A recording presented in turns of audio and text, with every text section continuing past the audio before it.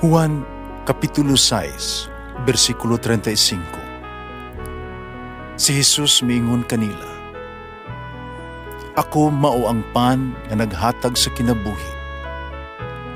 Ang muari kanako dili nagayod gutomon, ug ang mutuo kanako dili nagayod uhawon." Ang mga puno Pan sa kinabuhi. maglikon unta sa mong pagtuo ug gagakabi sa pagtuman sa imong mahal nga kasuguan. Ang Ginoo manaakan ninyo. Santos nga Ebanghelyo sumala ni San Marcos.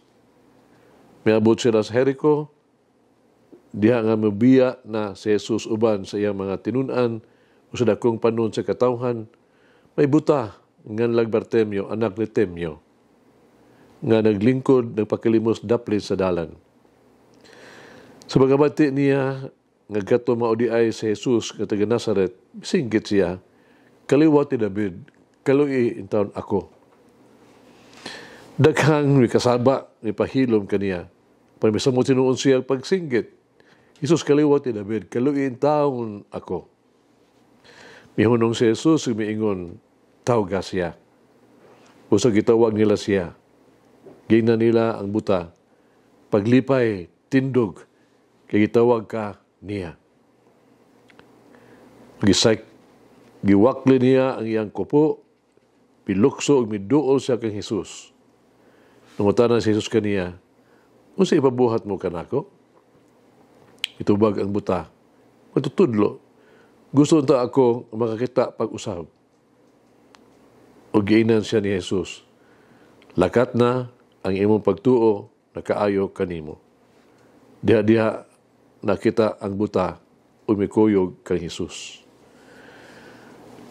Ang Ebanghelyo sa Ginoo.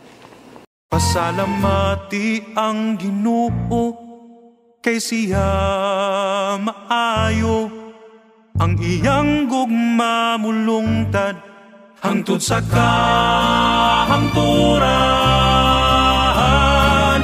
Pasalamati ang Diyos sa tanang mga Diyos, ang iyang gugma malungtaron.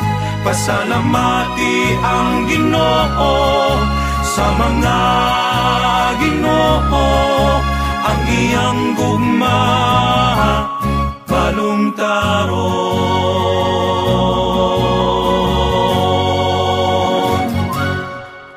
Ang Ebanghelyo karong adlaw nagdapit ka nato sa pangutana sa atong kagalingon. Unsa man ang gusto natong isulti kang Jesus, konsultihan usab kita niya. Unsay gusto nimo nga buhaton ko kanimo? Unsa man ang imong tubag? Ang butang nga makilimos mitubag. Dinis ti Ebanghelyo karon si Bartimeo. Matutulog gusto ko makakita o makilimos sa pisikal nga buta apan sa espirituhanon dili siya gyud buta. Nakita niya sa iyang kinabuhi ang iyang panginahanglan kang Jesus. Yan nakita diha kang Jesus ang iyang bugtong mangluluwas, ang iyang bugtong paglaom sa iyang kinabuhi. Sa pagsinggit, Jesus, anak ni David, kaluin taon ako. Yang giila si Jesus ang gisaad nga Mesiyas. Ang dinihugan nga nagdala sa kaluwasan sa iyang katawhan. Gidawat niya, kakinahanglan niya ang kaluwasan. O ang kaluwasan ang gagikan lamang kang Jesus. Busa ang buta na makilimos, adunay espirituhanong pananaw. Nagkailas niya kang Jesus. Yan nakita si Jesus, ingon namang luluwas. Siya adunay pagtuo kang Jesus. Yang gidawat si Jesus, ingon nga Ginoo. Samtang ang mga Hudiyo, nakakita, nga pisikal, mga buta nga espirituhanon. Wala nila ila si Jesus ingog Ginoo og magluluwas. Kanunay nilang gisalikway ang iyang mga pagtulunan, kanunay nilang gisupak ang iyang mga lihok, sila dayag ayo nangutana sa iya mga nagduda sa mga pamaagi. May usab kita nga buta. Ato pagabuta mahimo ikatandi ni adto mga panon sa katawhan nga nagbadlong kaniya, nagsulti kaniya sa paghilom. Usahay mapakahilom kita kung ang usa ka tawo lay pa itong minahal sa kinabuhi, no? Sa itong kasing-kasing magbuhat o usa ka buta nga supak usahay sa angay niyang buhaton nga moral o legal.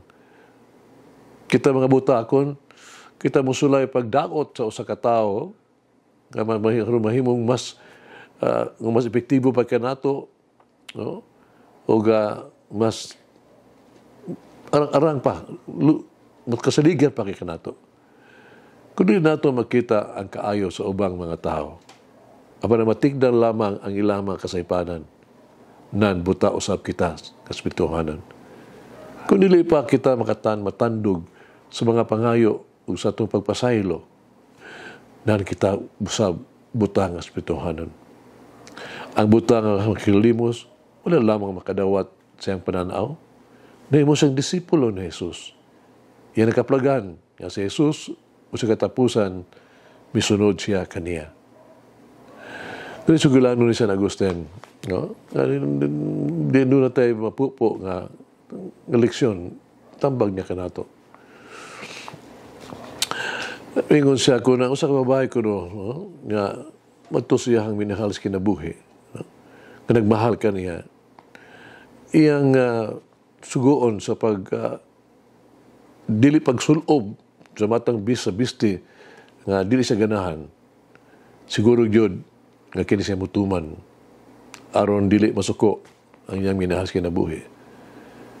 Og siya moingon na iyang minahal kinabuhi pagsulob og sa rin nga nipis ka shorts panahon sa gitanting tugnaw sa winter kini iya ligang buhaton gihapon again aron dili gyud masuko ang iyang minahal sa kinabuhi. Antuso niya ang tanan kay kadlukan mao kini.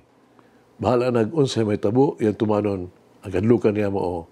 Kung unya, mingon ang minahal sa kinabuhi, di na ako gusto magkita sa imong naong. Ubuwagan siya sa iyang minahal sa kinabuhi. Antuso niya ang tanan, alan siyang pagmahal o minahal. May sunhagit sa kinabuhi. Unsa man ang gusto natong isulti kang Jesus. Kung isulti usab niya kanato, unsa ang gusto nimo, kabuhaton ko kanimo. Unsa mga butang nga makabuta kanato nga wala nato makita o makabot ang ato ang espiritual nga mga tumong. Unsa kinahanglan natong buhaton o mamaayo kita sa ato ang espirituhanon nga pagkabuta. Mag-ampo kita. Among minahal Ginoong Hesukristo among tinuod nga higala ug mangluluwas. Ikaw ang among paglaom. Ikaw ang among kahayag. Ikaw ang among kinabuhi. Isugid ko sa imong kaayo ang imong presensya. Huyang ko. Naglisod ko na ako'y mga kulangan o mga defekto. Magkasala ako.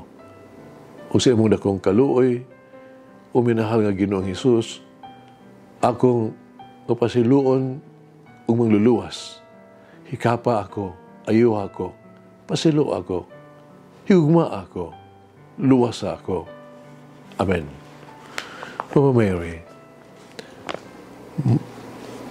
Mother of Faith, take pity on my spiritual blindness and pray that my eyes may be opened. Malangin ang Diyos pagagawam sa tanan, Ama, Anak, Espiritu Santo. Amen. May the Lord of the divine mercy bless us all, heal us from all diseases and suffering. Ayun unta niya kita, tanang mga sakit na sa lawas o sa kalag, body and soul. In the name of the Father, the Son, and of the Holy Spirit. Jesus, I trust in you. Amen. Whoever eats the bread of life will never